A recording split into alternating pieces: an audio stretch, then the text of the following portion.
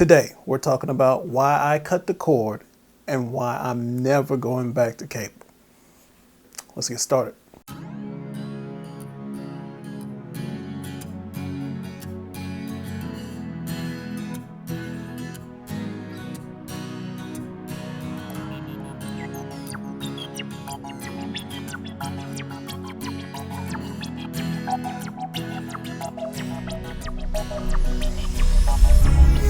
Hey guys, how's it going?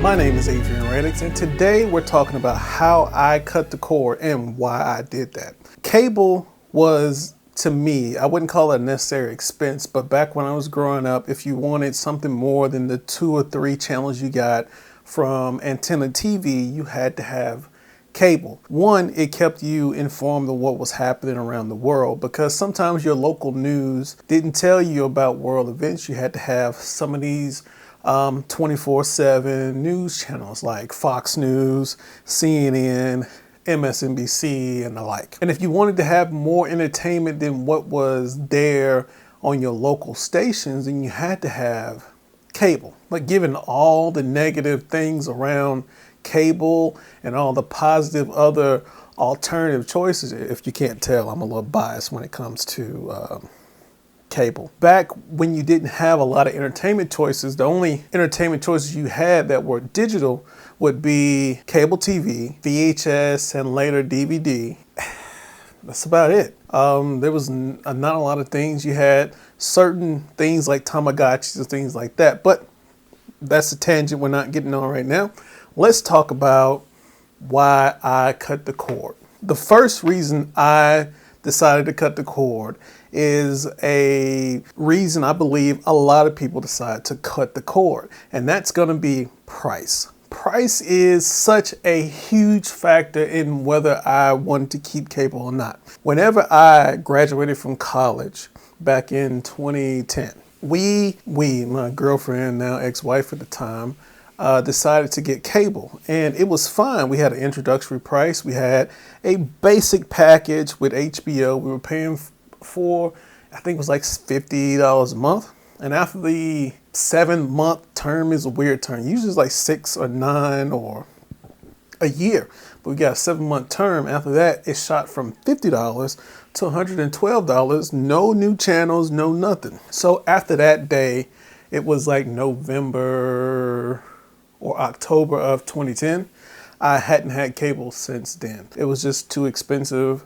They were we were getting charged for the package and the box that you had to have the cable service at your house. So according to Cord Cutters News, which is a YouTube channel, which I'll link in the description, they had a study from a company called Data Decision where they said the average cost for a cable package as of March 2020 was $217 per month. My friend who I work with, really good friend, she pays her package is like $207 a month. So the price is so much to have that type of entertainment delivered to your house. I believe she has a package deal with internet and phone service, which I don't know why they're still packaging phones. It doesn't make sense to me, but whatever. The price just seems exorbitant for what you get. It just seems like you can do much better on some of these alternatives. Number 2, variety. Variety is very limited when it comes to cable TV packages because you don't really have a choice, especially when it comes to your base package. They give you whatever they want to give you, whatever package they came up with. So if you didn't watch, let's say, C-SPAN, you would still charge for C-SPAN. Let's say also you didn't watch TLC or you didn't watch VH1. You would still charge for that, even though if you didn't watch it. Take ESPN, for example. In 2017, Full.com did an analysis on how much a typical cable TV package costs per channel. Everybody who had a cable TV package, $9 of your total price went to 4 channels: ESPN, ESPN2, ESPNU, and the SEC network. That doesn't sound like a lot, does it? But every other channel besides those 4 were worth $1. So you got these 4 worth pretty much 2.5 times more at $2.25 a piece. And then you have the other channels worth about $1 a piece. Let's say if you weren't a big sports fan, you were paying $9 for something that you didn't even watch. So not having an a la carte, or not having the variety or the ability to customize and change your package is a big hindrance when it comes to cable TV. The diversity in the packaging and the variety cable channels isn't there. You have a couple of network channels like Logo or BT, things like that, that try to give or lend more diversity into the atmosphere, but it didn't work. And I'm just talking about racial or sexual orientation.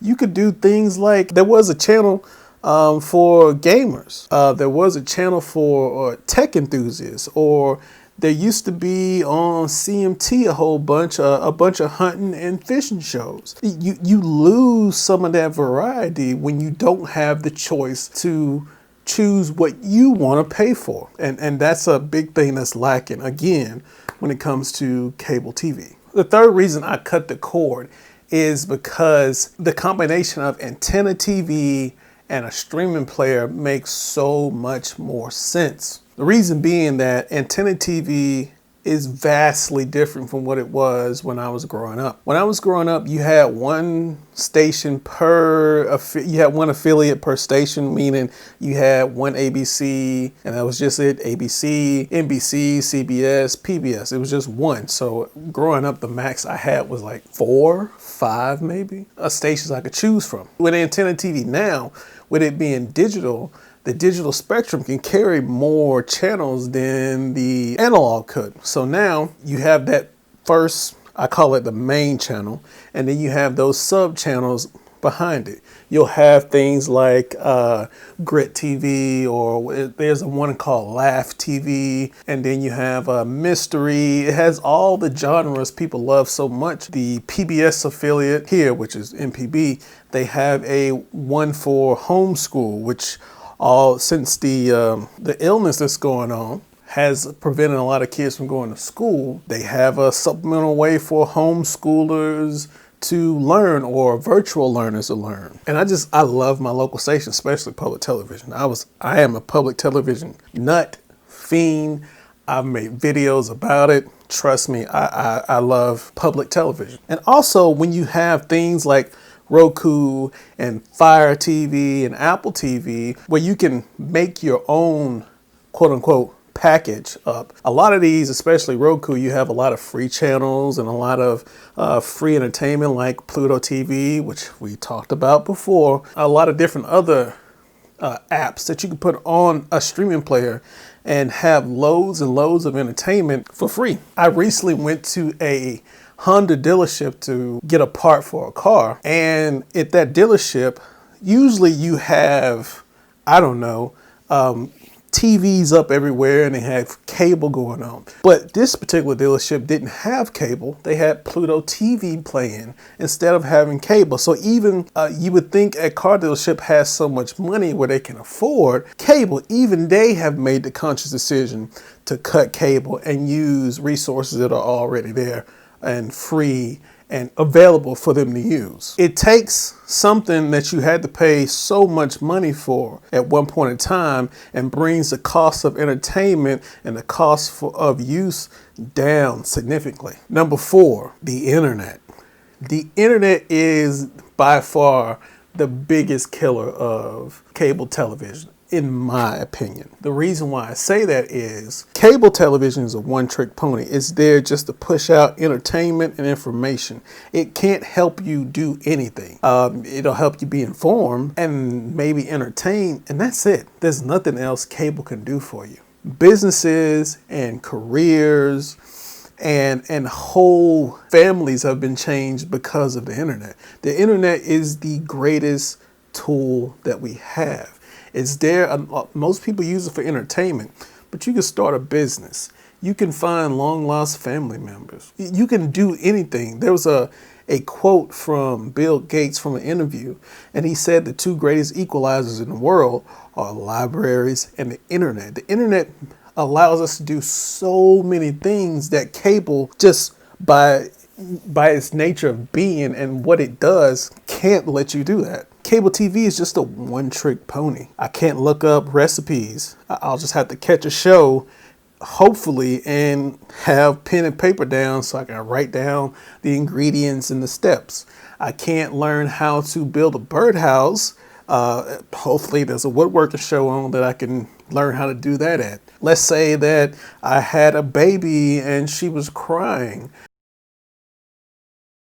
Let's say about giving those purple dragons. I'm really good about giving those. Anyway, let's just say I had a baby and she was crying and I missed a news piece that I really wanted to hear.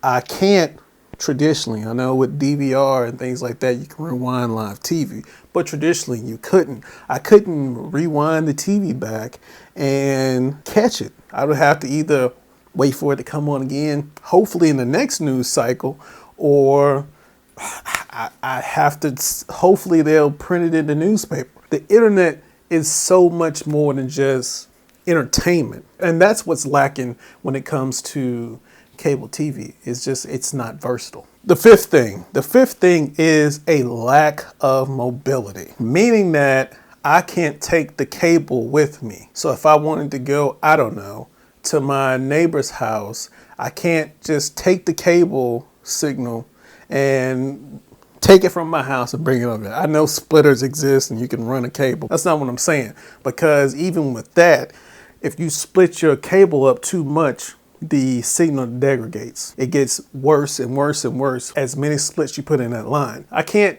take my cable and take it from my wall and put it on my phone and go, I don't know, on a road trip or to a hotel or to a camping trip and have my cable here. I know some of the cable companies have apps where you could do that, but that's not what we're talking about. We're talking about cable coming straight to your house and it's only at your address. You can't take it places with you. The lack of mobility is a great hindrance to if I want cable or not. I can take Netflix with me. I can take Hulu with me. I can take Pluto TV with me. I can take all these other apps with me as long as I have an internet connection. And to me, that is a huge factor, because I can't let my friend borrow my cable. I can let them borrow my Netflix password. I can't let my brother borrow my cable, but I can let him borrow my Hulu. I can't let my neighbor borrow my cable, but I can let them borrow my Amazon Prime. Do you see how outdated, and I don't want to say old, but it is a very old way of thinking, that I can only use this when I'm here? I don't know. Guys, that's it. Hopefully you learned something today. If you like this video, please give it a thumbs up. If you did like this video, please give it a thumbs down and tell me why you didn't like the video. And I'll catch you guys in the next one. Have a good one.